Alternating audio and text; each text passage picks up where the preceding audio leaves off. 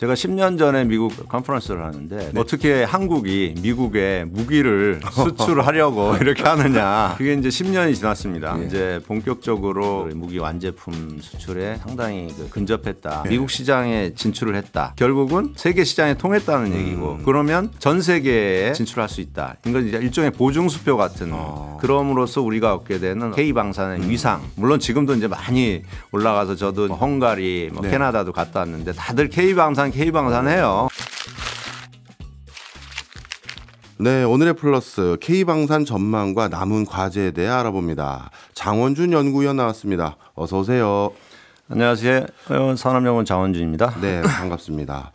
최근에 우리 방산 미국 수출 얘기가 나오더라고요. 많은 분들이 그래서 방산 투자도 하신 분도 계시고 우리나라에 새로운 산업 먹거리 생기는 거 아니냐 이런 기대감 때문에 주목하는 것 같은데 구체적으로 실현 가능성은 있고 어떤 내용인지 좀 설명 좀 부탁드립니다. 지금 우리나라가 최근에 이제 미국 방산 시장 진출에서 많이 노력을 하고 있습니다. 네. 대표적으로 지금 LIG 넥슨의 2.75인치 유도 로켓이죠. 이제 비공이 상당히 이제 유력하게 나오고 있고 그 외에도 이제 K9 자주포 그다음에 이제 카이의 이제 미 해군 공군 그 훈련기 구매 사업이 있습니다. 이제 그쪽에 락히드 마틴 사업 같이 병행해서 이제 지금 추진을 하고 있습니다. 기본적으로 이제 우리나라가 미국 본토에 미 방산 시장에 진출하는 것은 이제 굉장히 일단 상징적인 중요한 의미를 가지고 있다고 보고 있습니다. 최근에 저희가 뭐 100억 달러, 200억 달러 얘기가 나오지만 궁극적으로 미국 그 세계 최대 방산 시장, 미국 방산 시장을 뚫어야 사실은 우리나라도 어떤 선진국 대열에 이제 올라섰다 이렇게 감히 이제 말씀드릴 수 있는 상황이거든요. 네. 말 그대로 이제 방산 수출의 이제 활용 점정이다. 미국 방산 시장 진출이 이렇게 얘기를 할 수 있겠습니다. 이전에 우리나라에선 미국의 방산 수출이 전무했다 이렇게 보면 되나요? 거의 전무했죠. 우리가 1970년대부터 이제 박정희 대통령께서 자주국방 얘기를 했지만 일부 뭐 탄약이라든지 또 절충교역 우리가 무기를 구매할 때 일부 어떤 부품 수출 이런 것들은 있었습니다. 제가 10년 전에 미국 그 국제전략문제연구소 CSI에서 이제 그 컨퍼런스를 하는데 그때 미국 그 CSI 소장님께서 그 당시가 이제 T50 우리가 막 수출 막 준비하는 그런 때였습니다. 소장님께서 말씀하신 게 기억이 나는데 어떻게 한국이 미국에 무기를 수출하려고 이렇게 하느냐 이런 얘기를 하시더라고요. 그게 이제 10년이 지났습니다. 이제 본격적으로 지금 우리가 구체적인 어떤 그런 무기 완제품 수출에 상당히 근접했다 이렇게 볼 수 있겠습니다. 좀 전에 하나하나 구체적인 물품들까지 열거해 주신 걸 보니까 거의 육해공을 모두 아우르는 품목들이 전부 다 논의되고 있는 것 같은데 이게 다 지금 가시적인 수준까지 올라와 있다가 봐도 될까요? 그렇죠. 미국의 FCT라는 제도가 있습니다. 이게 뭐냐면 Foreign Competitive Testing 해가지고 미국에서 다 모든 무기를 개발할 수는 없지 않습니까? 그래서 해외에서 자기네들이 필요한데 어떤 굉장히 경쟁력이 있거나 자기네들이 시급한 이런 것들을 이제 구매하는 이런 이제 테스트를 하는 그런 제도인데 지금 비군 같은 경우는 지금 미국 입장에서 볼 때 최근에 그 홍해에서 호르무즈 해협 이런 데서 그 후티 반군 이런 상선 공격 이런 타격을 많이 또 입고 했지 않습니까? 그러니까 비정규전 상황에서 이런 소규모 공격 이런 것을 이제 저지할 수 있는 그런 거 이제 비군 같은 게 굉장히 효과적이라고 판단하고 있거든요. 지난 7월에 림팩에서 이제 테스트를 또 했어요. 비군을 가지고 6발 모두 명중했습니다. 그래서 아마 조만간 이제 소유가 나와서 아마 내년이나 내후년에는 수출이 가능하지 않을까 이렇게 보고 있고요. 또 하나 이제 K9 자주포 우리가 지금 세계 시장의 60% 이상을 점유하고 있는 베스트셀러입니다. K9 자주포도 이제 미국 시장 진출도 가능하다. 이게 왜 그러냐 하면 미국에서 이제 그 자기네들이 가지고 있는 전차의 개발 사업, 그러니까 그 에르카 사업이라고 해가지고 연장 사업을 했는데 실패했어요. 그러니까 포신을 늘려서 사거리를 100km까지 뭐 하려고 했는데 이렇게 하다 보면 이제 포신의 어떤 내구성 문제라든지 이런 것들이 문제가 되기 때문에 실패해서 이제 해외 구매로 지금 돌렸단 말이에요. 거기에 지금 K9A2죠. 일종의 이제 성능 개량이요. 이게 이제 지금 준비를 하고 있습니다. 그래서 이것이 뭐 경쟁은 하고 있는데 또 나름대로 아까 말씀드린 말씀드린 대로 세계 시장 점유도 높고 하기 때문에 상당히 좀 유력하지 않을까 뭐 이렇게 보고 있습니다. 네. 일각에서는 요즘과 같은 21세기에 인공지능을 얘기하고 우주전을 얘기하는 상황에서 우리나라가 자주포에 이렇게 천착해서 개발을 계속해왔던 건 분단의 특수 상황 때문이었는데 이게 오히려 어부지를 했다 이런 약간 평가절하하는 평가도 있는 것 같은데 거기에 대해서는 어떻게 보세요? 뭐 반은 맞고 반은 틀리다 이렇게 보겠는데 물론 이제 저희가 그 분단 상황에서 네.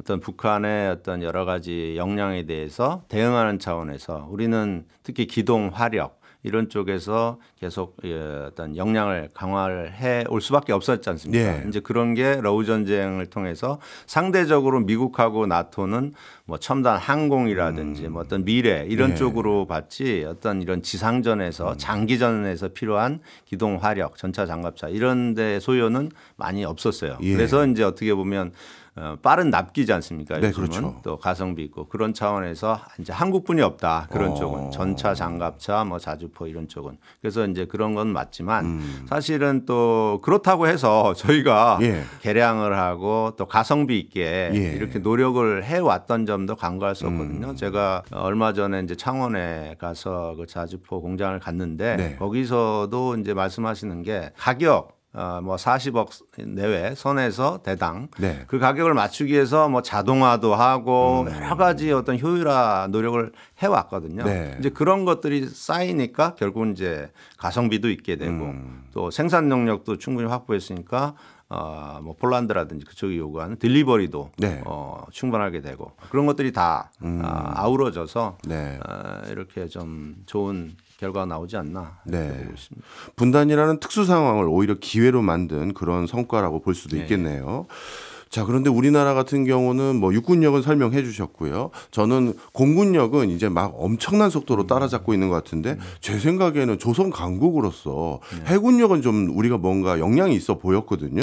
실제 그런지 모르겠습니다만 미국에서 지난 8월 달에 자국의 군수 지원함인 뭐 윌리 시라오의 보수와 정비를 우리 기업에게 이미 맡겼다. 이런 소식도 들리고요. 그리고 외신 찾아보니까 미국이 정작 자군의 구축함이라든가 이런 것들을 유지 보수하고 뭐 개선하기 위한 뭐 조선소라든가 조선 인프라 자체가 이제 유실됐다 이런 평가도 들리는 것 같습니다. 그러면 우리는 해군력은 어떻게 보면 외국에 오히려 더 적극적으로 수출할 수 있는 역량 가지고 있는 거 아닌가요?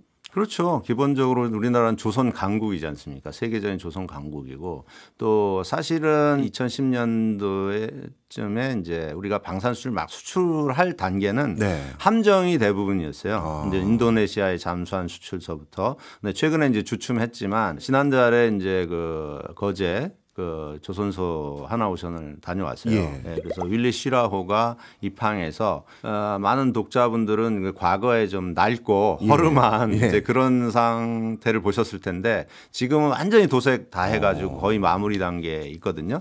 그게 보면은 지금 미국이 얼마나 이제 급한지 그걸 이제 대변하는 건데 지금 그 외에도 줄을 서 있다고 합니다. 네, 그런 미국 그 함정에 대한 MRO 수요가 그러니까 우리 같은 경우는 함정이 또 어떤 임금도 저렴하고 네. 상대적으로 역량도 높기 때문에 이런 것도 새로운 하나의 이제 그 방위산업 내에서 어떤 신사업이 될 수 있겠다. 이제 이렇게 지금 보고 있습니다. 아주 그 좋은 징조라고 생각이 됩니다. 항상 이런 거 수주하려고 하면요. 우리가 꼭 마지막까지 경쟁하는 국가가 일본인 것 같더라고요. 일본도 한때 우리 못지않은 조선 강국이었으니까요. 그래서 일본과 우리나라가 이런 분야에서 경쟁했었을 때 지금 우리나라의 강점으로 잡고 있는 요소들이 뭐고 또 일본에 비해서 우리가 앞으로도 계속 지속적으로 수주 성과를 낼 수 있는지 그것도 좀 궁금해요. 함정 쪽에서는 뭐 사실 민간 상선 쪽에서는 저희가 뭐 여러 가지 역량이나 이런 걸 앞선 거로 보고 있고 기본적으로 일본의 그 방위 산업은 역내 그러니까 국내에서의 어떤 제한된 수요에 따른 말 그대로 이제 수출이 없었던 그런 산업으로 인식돼 왔어요. 그런데 2015년에 뭐 그 이후에 계속 어떤 수출을 하려고 이제 노력을 했지만 10여 년 정도 노력을 했지만 수출 성과가 굉장히 미미하거든요. 필리핀의 뭐 레이더 정도 이렇게 되고 있는데 뭐 더 뭐 자세하게 말씀드릴 때는 굉장히 아직은 아직은 K 방산에 비해서는 일본의 어떤 방산 수출 쪽에서는 예. 상당히 아직은 좀 거리가 있다. 제가 볼 때는 이렇게 생각이 되고 가성비서부터 또 수출을 하려면은 여러 가지 어떤 기술 이전, 산업 협력 지원 이런 것들이 필요한데 일본은 이제 아직까지 절충기업 개념이 정립이 안 돼 있어요. 예. 그래서 여러 가지로 지금 노력은 많이 하는데 예. 많이 부족하다 이렇게 평가를 할 수 있고요. 특히 함정 부분에서는 물론 이게 경쟁도 되지만 이제 더 크게 보면 우리가 이제 미중 전략 경쟁 측면에서 미국이라는 이제 동맹국이 인도 태평양 지역에서의 어떤 그런 함정 경쟁력을 예. 강화를 해 나가려고 하지 않습니까? 네. 그런데 이제 앞서 말씀하신 바대로 탈냉전 이후에 한 30여 년간 미국의 어떤 함정 산업이 상당히 이제 그 침체됐다 그럴까? 이제 예. 그렇게 됐어요. 뭐 임금도 높고 노조도 뭐 많이 있고 그다음에 예. 계속 M&A를 했거든요. 지금 큰 기업은 두 개예요. 함정이 이제 헌팅턴 인더스트리라는 거하고 제너럴 다이내믹스 네. 두 개뿐이 없어서 조선소도 한 대여섯 개뿐이 안 되고 그래서 이제 어떤 뭐 항모라든지 뭐 이런 쪽에만 포커싱이 돼 있고 실질적인 어떤 구축함이라든지 전함 이런 쪽에는 많이 능력이 없어서 결국은 이제 한국하고 일본의 손을 빌려야 되는 네. 그런 상황으로 보이거든요. 네. 그래서 그런 어떤 동맹국 간의 함정 경쟁력을 제고하는 방향에서 우리가 같이 이제 협력을 해야 된다. 큰 틀에서는. 네. 그러나 이제 일본하고는 아까 말씀드린 대로 함정 측면에서도 지금 MRO도 계속 우리한테 지금 들어오고 예, 있지 않습니까? 그런 측면에서도 우리가 상당히 경쟁을 가지고 있다 이렇게 네. 생각합니다. 위원님 말씀 들어보니까 우리 K방산이 그래도 나름대로 경쟁력이 굉장한 수준인 것 같은데 일본이 그런 차원에서 빨리 따라잡으려고 하는 맥락에서인지 모르겠습니다만 방산과 같은 분야에서 국방과 같은 분야에서도 FTA 같은 게 있더라고요. 저도 이번에 알게 됐는데 상호 국방 조달 협정이라고 해서 뭐 RDP 이렇게 부르는 것 같던데 일본은 이걸 이미 체결을 2016년에 했더라고요. 그럼 우리나라는 지금 어떤 상황인가요? 우리나라도 이제 이번 국정 과제로 예. 한미 RDPA 체결을 포함을 했습니다. 네. 제가 2021년에 미국 CSIS에 이제 비지팅 스칼러를 갔었는데 네. 그쪽에서도 계속 이제 미국은 결국은 이런 RDPA라는 그런 협약을 통해서 우방국 28개 국가들과 또 방산 협력 굉장히 긴밀히 하고 있더라고요. 그런데 이제 우리나라는 사실은 한미 동맹이다 맹방이라 하지만 사실은 그런 구체적인 실질적인 협약이 없으면 협력을 하기가 좀 쉽지 않지 않습니까? 그렇죠. 그래서 일본은 2016년도에 체결하고 2021년도에 그대로 연장을 했어요. 그래서 좀 빨리 지금 이제 진행을 하고 있고 우리는 지금 막 이제 체결을 하려고 노력을 하고 있다. 원래는 이제 연말까지 체결을 지금 목표로 했는데 아마 미국 입장에서도 여러 이제 방산 기업들의 이제 의견을 좀 들어야 되고 이런 게 있어서 아마 올해는 쉽지 않을 것 같고 뭐 내년에는 좀 되지 않을까 이렇게 보고 있습니다. 네. 그래서 이게 이제 되어야 사실은 우리가 이런 그 방산 수출도 틈새 시장이 아니라 아까도 말씀드렸지만 미국 방산 시장에 진출할 수 있는 어떤 그런 그 틀이 마련되는 거거든요. 예를 들어서 RDPA가 없으면 우리가 뭐 방산물자 수출을 할 때 페널티 50%가 붙어요. 그래서 10억 원이라면 15억 원이 되는 겁니다. 그거는 이제 바이 아메리칸 액트 잘 아시다시피 그런 게 있어서 자국에서 생산이 돼야 되고 또 65%는 그 이상은 자국의 어떤 소재, 부품 이런 걸 써야 되고 이런 조약이 있거든요. 그런데 이런 RDPA를 함으로써 그런 것을 이제 웨이빙 한다 그러죠. 이제 면제를 해주는. 그래서 어떤 그 방산의 서로의 협력이 활성화되는 그런 게 있습니다. 그래서 조금 더 집중해서 아마 정부도 체결을 좀 적극 추진하고 있다 이렇게 보시면 되겠습니다. 국방의 FTA라고 할 수 있는 RDP를 가입하면 여러 가지 장벽, 통상 장벽을 우회할 수 있는 그런 계기가 될 수 있는 거군요. 네네네. 그런데 이 RDP를 맺으면 얻는 이점 중에 하나가 공동 연구 개발이라고 하더라고요. 그러면 우리나라도 이 RDP 맺으면 미국의 어마어마한 그 방산 업체라든가 방산 기술과 함께 공동으로 뭐 연구하고 그럴 수 있는 건가요? 그렇죠. 기본적으로 그런 것을 하기 위해서 RDPA를 체결을 하는 거니까요. 그러니까 말씀드린 말씀드린 대로 일본이 2016년에 그 RDPA를 체결을 했는데 그때 가장 중요한 것이 미사일 개발할 때 그 블록2 A에 들어가는 어떤 센서류 이런 것들에 대한 이제 수출 뭐 이런 것 때문에 계기가 돼서 RDPA를 이제 체결을 했는데 그 경단련의 최근 자료를 보면 이런 RDPA 미일 RDPA 체결 이후에 공동 연구 개발 자체가 한 100건이 넘어섰다 이렇게 지금 나오고 있거든요. 그래서 굉장히 지금 어떤 국방 기술 개발이라든지 또 일부 체계, 뭐 미사일이라든지 또 최근에 보면은 여러 가지 레이더, 소재 이런 게 공동 개발이 지금 많이 되고 있는 것으로 파악이 됩니다. 그래서 우리나라도 물론 뭐 독자 개발도 중요하지만 규모의 경제가 필요하고 수출이 공동 수출이 또 필요한 결국은 이제 규모의 경제가 필요한 산업이니까 또 미국의 어떤 첨단 기술을 같이 습득할 수 있고 이런 RDPA 체결을 통해서 공동 개발도 많이 확대를 해야 되지 않을까 이렇게 생각합니다. 네.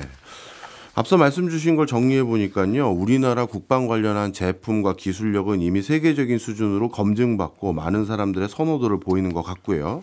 그런 과정에서 활용점점이라고 할까요? 미국 수출을 앞두는 상황에서 RDP 같은 것까지 체결해서 뭔가 더 수출이 활력을 불어넣을 수도 있을 것 같은데 문제는 오늘 미국 대선이거든요. 이 미국 대선 결과로 갑자기 고춧가루 확 뿌려지는 일이 생기는 건 아닌가. 혹시 두 대통령 후보 중에 우리나라 방산 수출에 더 장애가 될 분이 있다든가 아니면 이분이 되면 우리가 좀 더 유리하다 뭐 이런 판단을 할 수 있을까요? 뭐 제가 볼 때는 방위산업 측면에서는 긍정적인 측면은 계속 유지될 거로 이제 본다. 우선 크게 보면 그렇고요. 해리스는 말 그대로 이제 바이든 정책의 연장선이니까 대한민국을 지금처럼 자유민주주의 무기고의 역할에 충실한 그런 우방국으로 보고 여러 가지 어떤 방산 수출에 있어서도 지원이라든지 이런 걸 계속될 것을 보고요. 이제 트럼프 대통령이 됐을 때는 이제 1기하고 비교를 해봐야 된다고 봅니다. 트럼프 1기를 좀 더 강화한 모든 정책이 그래서 이제 아메리카 퍼스트 미국 우선주의도 이제 당연히 방산 분야에서 되겠죠. 그 얘기는 기본적으로 이제 나토 동맹국 32개국에 대한 방위력 증액 요구 이것이 이제 거의 뭐 100% 가깝다 이렇게 되지 않습니까? 지금은 전체 32개국이 그 GDP의 2% 선을 지금 맞추는데 제가 볼 때는 3% 이상으로 요구할 수가 있어요. 그 아젠다 47 같은 것을 보면 그러면은 그 금액이 지금 한 1조 3천억 달러 됩니다. 지금 그 유럽 나토국이 지금 현재 내고 있는 그 방위비 총액이 그 중에 3분의 2가 미국이에요. 그러니까 미국 입장에서는 자기네들만 부담하는 그런 어떤 그 일종의 불만이 있는 거죠. 그래서 1%만 올려도 6천억에서 7천억 달러 정도 되거든요. 어마어마하죠. 거기뿐만 아니라 뭐 일본, 한국, 한미 방위비 분담금 그것도 최근에 뉴스에 보면은 뭐 지금 1조 원 수준인데 뭐 10조 원 뭐 이렇게 얘기가 나오고 있지 않습니까? 그래서 전반적인 어떤 방위력 증강 또 국방 예산 증가는 불가피할 것으로 보고 그거는 방위 산업 같은 경우는 기본적으로 이런 국방 예산이 비례하는 산업이기 때문에 어쨌든 그런 수출 기회라든지 이런 것들은 증가할 것을 보는데 물론 제가 볼 때는 이제 케이스 바이 케이스 번역별 국가별로 좀 다를 것 같아요.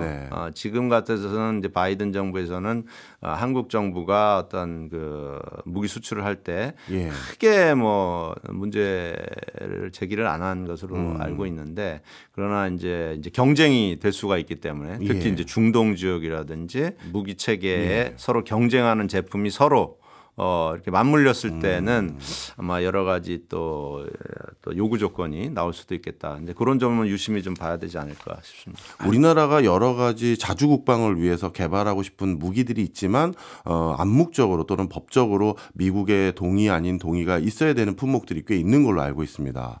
대표적으로 국방백서에 나왔던 앞으로 개발 계획들에 있는 경항공모함이라든가 이런 여러 가지 우리나라의 전략 무기들이 있을 텐데요.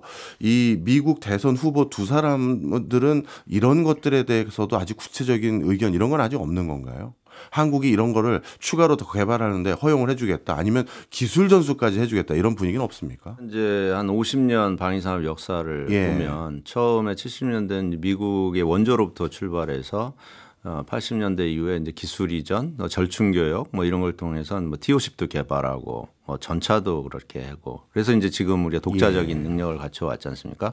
미국이 많은 어떤 그 지원을 해왔다는 건 사실인데 그렇다고 해서 우리가 어떤 필요한 무기 체계에 대해서 하나하나 거기에 대해서 하라 마라 이런 것은 없었고요. 그거는 좀 다른 문제고 문제는 이제 그것을 한국이 예를 들어서 경항모라든지 이런 것을 개발하라고 할 때 거기에 필요한 어떤 그런 기술이라든지 이런 것들을 미 측에 이제 요구했을 때 거기에 대한 승인이라든지 이런 것들은 이제 그쪽에서 판단을 해왔죠. 그래서 경항모도 문제 마찬가지인데 몇 년 전에 이제 저희가 이제 경항모에 대한 개발 필요성을 막 이슈가 됐을 때는 미 측에서는 이제 여기에 대해서 그럼 경항모를 한국에서 개발을 한다고 했을 때 이게 이제 인도 태평양 지역에서 어떤 이제 그 한국 경항모가 역할을 할 수 있을까? 이제 이런 쪽의 어떤 그 질문들은 있었던 거로 알고 있어요. 그래서 뭐 지금 앞으로도 그렇지만 이런 독자적인 우리가 무기 개발을 하고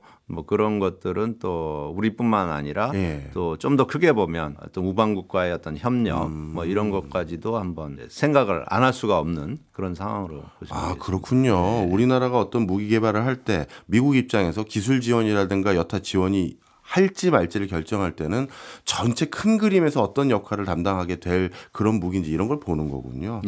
알겠습니다. 자, 이제는 수출 시장 다변화를 좀 여쭤보려고 합니다.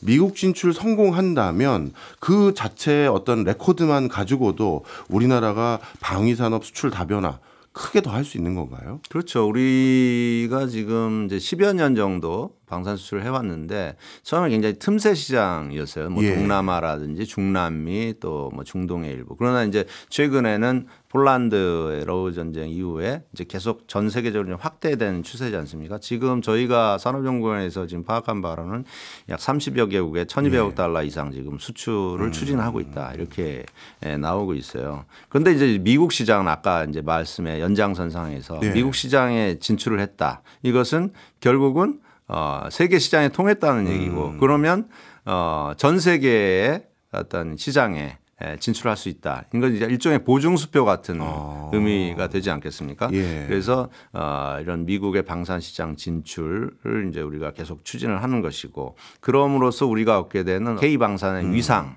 강화. 물론 지금도 이제 많이 올라가서 저도 이제 최근에 뭐 헝가리, 뭐 캐나다도 갔다 왔는데 다들 K방산 해요. 다 관심이 많아가지고 캐나다 같은 잠수함 쪽에 뭐 이런 거 있고 그래서 이런 위상이 한 번 더 올라가는 거고 또 하나 이제 저희가 좀 유심 있게 보는 건 지금도 이제 움직이고 있습니다. RDPA가 체결은 되지 않았지만 체결을 추진하고 있어서 기업들이 먼저 움직이는 거예요. 결국은 이제 방산 기업 예를 들어 한화 같은 경우는 필리 조선소도 이제 인수를 했고 LIG 넥슨 같은 거는 이제 그 로보틱스 로봇 회사 그것도 고스 로보틱스 그것도 이제 인수를 했고 이런 식으로 이제 미국 시장에 진출하기 위해서 인수합병이라든지 전략적 제휴 이런 게 지금 굉장히 많아지고 있어요. 그다음에 이제 그 법인, 사무소 이런 거 설치 이런 것은 결국은 우리 대한민국 그 방산 기업들이 이제 글로벌화 되는 어떤 또 중요한 계기가 될 것이다.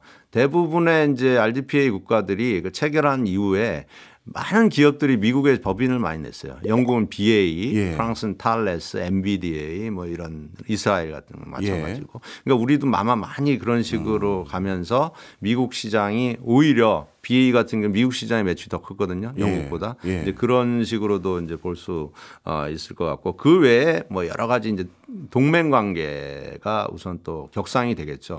우리가 이제 한미 동맹이 이제 지금 국방이라든지 뭐 군사 위주로였다면 이제 포괄적 전략적 동맹이죠. 공급망, 방산, 뭐 기술 이렇게 뭐 그런 등등의 차원에서 굉장히 이제 의미가 있다. 그리고 저는 솔직히 좀 늦었다고 생각해요. 오히려. 한 28개국이 이미 RDPA를 미국하고 체결을 했지 않습니까? 거기는 이집트도 있고, 뭐 라트비아, 뭐 에스토니아, 최근에 리투아니아도 있어요. 이런 나라들 다 RDPA를 하는데 한국이 이건 좀 늦은 거라고 저는 생각해서 조금 더 서둘러야 되지 않나 그렇게 생각합니다. 근데 이제 우리가 방산 수출 잘 된다 그러면 한국인 입장에서 저도 마음 뿌듯하고 야, 우리 기술력이 우리 국방력이 그런 마음은 있는데 또 한켠으로는 이게 전 세계에서 지금 전쟁 여기저기서 나가지고 그래서 수출되는 거 아닌가라는 약간 그런 좀 횡한 마음도 있고요. 그리고 지정학적인 불안전성이 계속돼야지만 이 방산 수출이 잘 되는 거 아닌가 뭐 이런 생각도 있어서 이게 모든 거에 웃을 만한 요소는 아닌 것 같은 생각도 드는데 어떻습니까? 최근 방산 수출액이 이렇게 늘어나가는 게 지정학적인 불안전성 이것 때문인가요? 우선은 거기 가장 또 직접적인 원인 중 하나겠죠. 네. 아마도 러우 전쟁이 발발이 됐기 때문에 여러 가지 전 세계적으로 국방 예산 증액이 급등했고 예. 또 무기 수요가 또 요구가 됐고 특히 폴란드 같은 경우만 하더라도 폴란드는 이제 아시다시피 나토 동맹이잖아요. 예. 그럼 우리가 이제 한미 동맹에서 미국으로부터 대부분 무기를 7, 80% 수입을 하듯이 폴란드도 마찬가지예요, 사실은. 그러나 그럼에도 불구하고 워낙 급하니까 특히 이런 전차, 장갑차, 뭐 자주포 이런 것들은 독일이나 프랑스, 미국이 자기네들이 원하는 시간에 공급을 할 수가 없으니까 우리한테 이제 기회가 온 거지 않습니까? 예. 그런데 이제 그런 기회가 러우 전쟁이나 이런 것들 촉발된 것은 맞고요. 그러나 이제 이것을 우리가 하나의 계기로 삼아서 이제 방산수출 4대 강국 뭐 이렇게 이제 올라서고 네. 또 그것을 계속 어떻게 이제 유지할 수 있을 것인가. 이제 요즘은 이제 그게 좀 화두고 이슈입니다. 네. 네. 그래서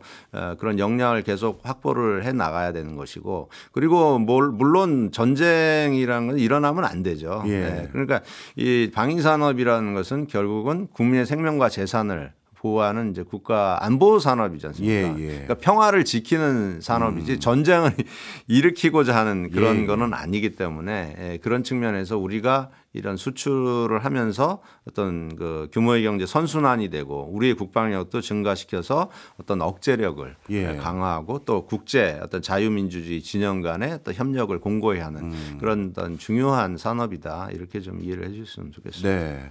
아마 그런 여러 맥락들 속에서 방위산업에 관심을 두는 분들도 요즘 부쩍 늘어난 것 같고요. 뭐 투자하시는 분들은 말할 것도 없고요. 그런데 이렇게 방산에 주목하고 투자까지 직접 해볼까 고민하시는 분들이 되게 의아해하는 부분이 있어서 예. 오늘 위원님 오신다고 해서 여쭤보려고 하는데 대금 결제예요. 우리가 수출을 하면 이제 돈을 받아야 되잖아요. 그런데 이 방산은 아주 독특하게 약간 제3세계 국가 같은 경우는 돈을 어떻게 지급할지를 우리 수출하는 국가가 나름대로 좀 뭐 지급 보증 같은 거나 돈을 좀 어떻게 보면 지원해 주는 형태를 취하는 것도 있는 것 같고 그리고 또 한 가지는 정말 황당하게도 우리 현금은 없다. 그러니까 우리가 가지고 있는 닭으로 가져가라. 아니면 뭐 와인이나 위스키로 가져가라. 현물로 대납을 하려는 그런 사례도 있더라고요, 솔직히. 그러면 이게 수출했었을 때 투자자들 입장에선 수출했다고 저 기업이 무조건 그 돈 제대로 받는다. 이렇게 보기 어려운 산업 아닌가 싶어서요. 그러니까 이제 방산 수출의 특성을 좀 이해를 하셔야 네. 되는데 일종의 소모제가 아니고 네. 한 번 쓰고 버리는 그런 것이 아니라 한 번 사면 이걸 30년, 40년, 50년 써야 되거든요. 우리가 뭐 예를 들어 F4, 5 그 6.25때 전투기도 좀 고쳐서 쓰고 있지 않습니까? 네. 그러니까 무기의 어떤 전 주기 상에서 좀 바라볼 필요가 있어요. 그래서 이 무기를 구매하는 것은 결국 그 국가인데 그 국가가 자국의 어떤 국민의 생명과 안전을 보장하기 위해서 구매를 하지 않습니까? 완제품을.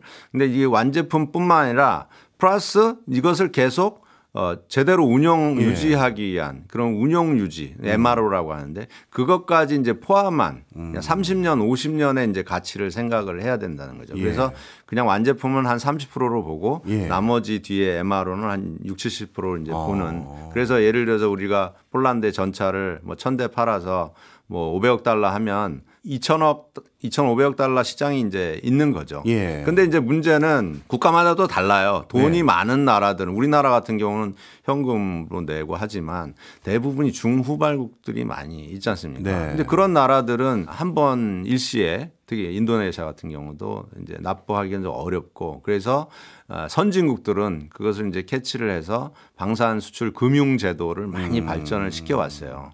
그것은 단순히 이제 산업 시장적 측면도 있지만 정치 외교 여러 가지를 이제 고려를 해서 미국 같은 경우는 이제 FMF라고 해가지고 원조도 해주고 뭐 이렇게 해줘. 우리도 1950년, 60년 원조 받았지 않습니까? 이제 그런 개념이고 그러면서서는 70~80% 그러니까 비중은 다른데 그렇게 해서 수출 금융을 해주고 그 다음에 이제 이것을 10년, 20년, 30년 그 나라가 망하지 않는 한 계속 어떤 그 이자까지 합쳐서 이제 갚아 나가는 거지 않습니까? 거기에 MRO까지 뭐 정비해야 되고 수리해야 되고 성능 개량 이게 이제 다 포함된 이제 그런 이제 특성이 있고요. 이제 대응 구매라고 하는데 마지막으로 말씀하신 대응 구매 예를 들어서 뭐 닭 이제 예를 들어서 인도네시아는 팜유 이런 것들을 많이 하는데 우리나라는 아직 그런 거 준비가 잘 안 돼 있어요. 그게 또 어떤 제3의 중개 어떤 기업이 그걸 중개를 해서 이것을 이제 현금화하는 이제 그런 것들까지는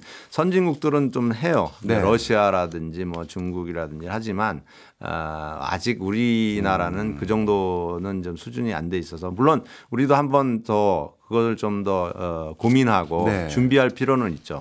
뭐 여러 가지 리스크도 없는 것은 아니니까 이제 그러니까 결국은 이제 수출의 형태는 그런 방산 수출의 완제품의 여러 특성을 고려해서 다양한 형태로 수출 금융이라든지 대응 구매 이런 것들이 계속 발전되어 왔다. 이렇게 이해를 하시면 되겠습니다. 예, 이제 이해가 되네요. 무기 몇 개 수출했는데 굳이 이렇게까지 번잡하게 돈을 받아야 되는가 싶었는데 알고 봤더니 그게 무기만 수출한 게 아니라 그 뒤에 20~30년 이상 엄청난 유지보수 교육 관련 그런 사업들이 달라붙어 있었던 거네요. 자, 그런데 요즘 전 세계적으로요 러시아 무기에 대한 신뢰도가 많이 떨어진 것 같아요.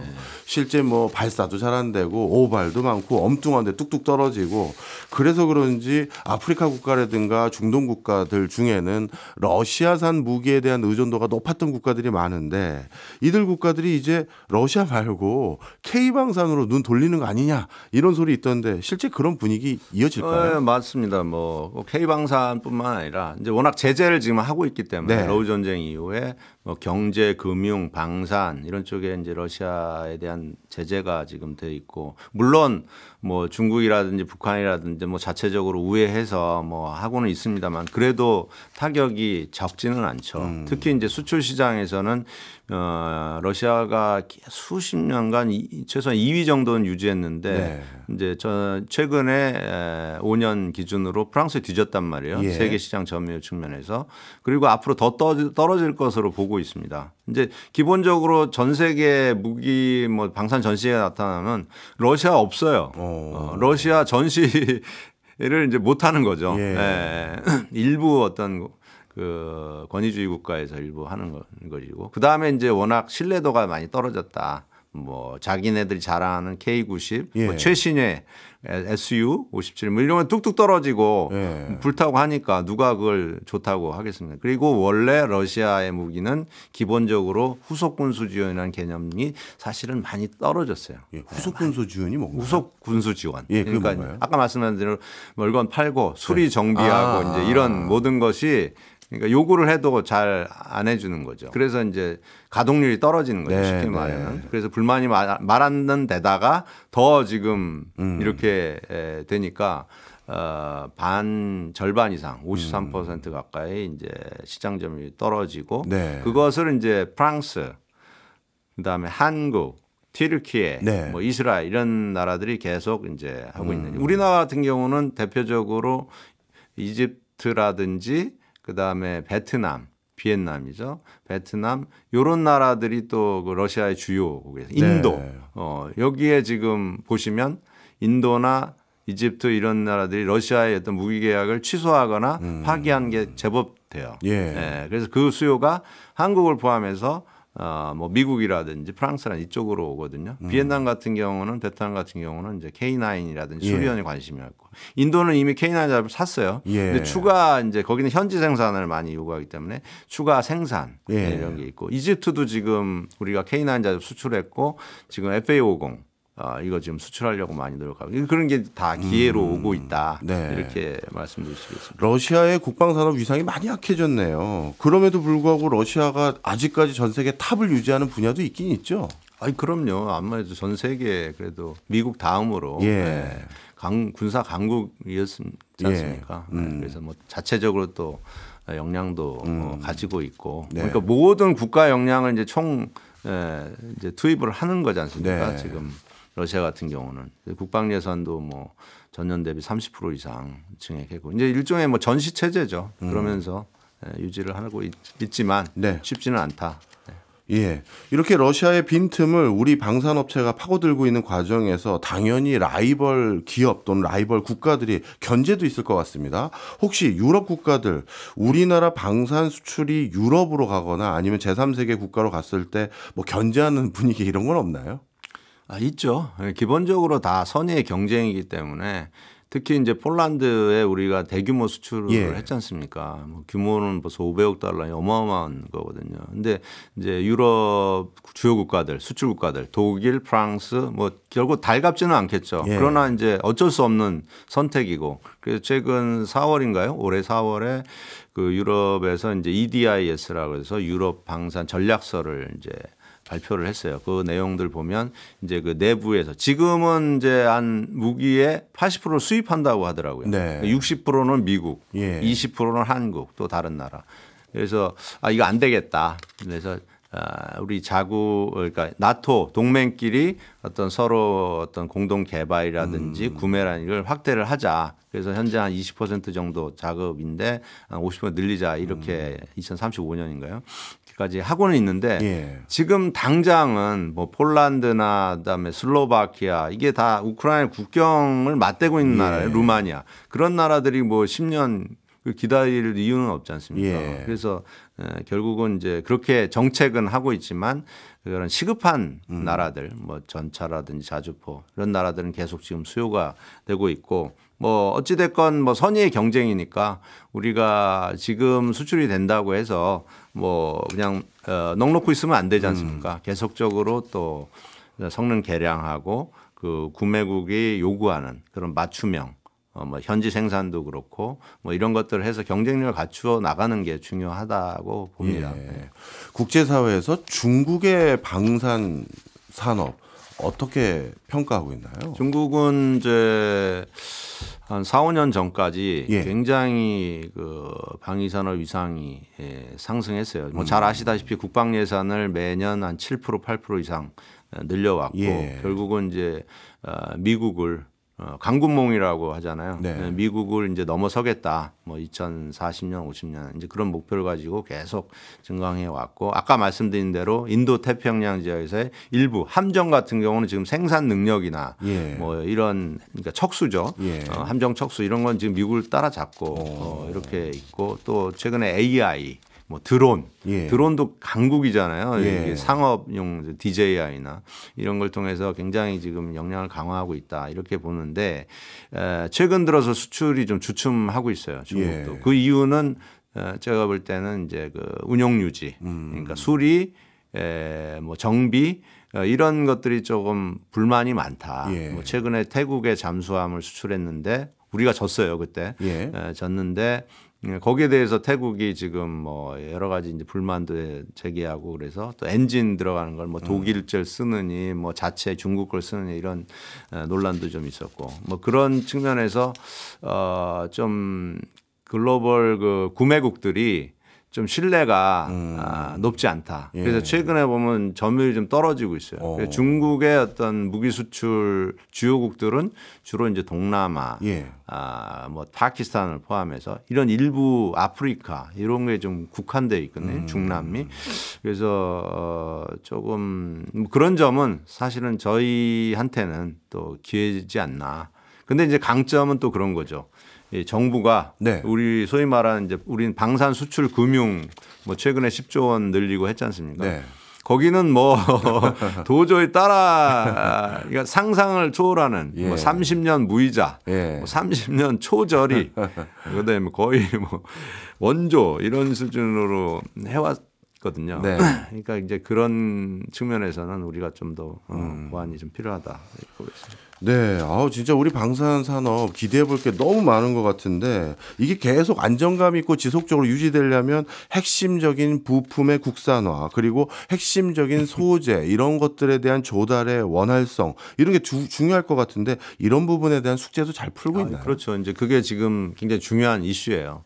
그래서 우리가 방산 수출의 지속 가능성 확보 측면도 그렇고 우리가 우리 자체적인 어떤 국방력 강화 이런 측면에서 과거에는 우리가 뭐 예를 들어 소재다, 첨단 소재다 그러면 통상 개발을 안 하고 그냥 수입을 했다 썼거든요. 다 뭐 공급망이 뭐 미국이든 유럽이든 다 제때 오니까. 그러나 이제 러우 전쟁 이후에는 완전히 달라졌지 않습니까? 그래서 자국의 수요도 지금 딸리고 뭐 이러다 보니까 무기를 개발하기 위한 첨단 소재, 뭐 반도체도 그렇고 그 다음에 이제 여러 부품들이 납기가 늦어지는 거예요. 리드 타임이 이제 더 걸린다. 그런 것들은 결국은 우리가 수출을 하려고 할 때나 또 우리 군이 요구하는 그 시기에 납품을 제대로 못할 수 있는 리스크가 커지는 거지 않습니까? 그래서 이제 안 되겠다. 저희도 산업연구에서 올해 조사를 해보니까 국방 소재 10종, 핵심 10종, 뭐 예를 들어 타이타늄이라든지 마그네슘 합금 뭐 이런 것들 보니까 79%는 수입이에요. 그러니까 아까 말씀드렸듯이 이제 소재는 이건 그냥 주어진 거 디폴트로 생각을 해왔거든요. 그래서 이제는 안 되겠다. 그래서 뭐 공급망 조사를 한다든지 국방 소재 부품 개발 이걸 지금 계속 확대를 하고 있어요. 최근에 뭐 잘 아시다시피 그 항공 엔진도 지금 우리가 개발을 한다고 지금 하나에어로에서도 했지 않습니까? 그런 시도는 굉장히 중요하다고 봐요. 제가 한 7, 8년 전에 그 어떤 일이 있었냐면 우리 K2 전차의 파워팩 이거 개발을 포기하자고 했었어요. 그래서 저희도 그렇고 안 된다. 이거는 좀 늦더라도 계속 개발을 해서 국산화를 해 가야 된다. 그것이 어떤 선진국이 보여준 중요한 이제 교훈이다. 그래서 이제 이렇게 해서 어렵게 지금 이제 4차 양산에 국산화 이제 된 파워팩을 쓰지 않습니까? 이런 국산화를 해야 결국은 우리가 진정한 어떤 방산 강국이 될 수 있지. 옛날 뭐 수출한다고 하면서 그 안에 들어간 핵심 부품들 다 뭐 선진국에 의존하면 그거는 사실은 퇴색되지 않습니까? 그렇죠. 의미가. 그래서 그런 것들을 같이 병행을 해서 좀 집중할 때가 되지 않았나. 그렇게 생각합니다. 네. 아마 위원님 같은 분들이 옆에서 진언을 잘 해줬기 때문에 지금의 방산 산업이 여기까지 온 게 아닌가 싶습니다. 요즘은 매체가 발달해서요. 수출을 했다라는 것만 다 믿지 않고 그 안에 국산율이 얼마나 되는지 이거 다 살펴보기 때문에 진짜 내실 있는 성장 앞으로도 중요할 것 같습니다. 오늘 저도 사실 방산은 여러 가지 국가 안보와도 관련돼서 정보 접근성이 참 많이 차단된 분야도 많은데 이렇게 귀한 시간 내주셔서 많은 것들 설명해 주셔서 감사합니다. 지금까지 장원준 연구위원이었습니다. 고맙습니다. 감사합니다.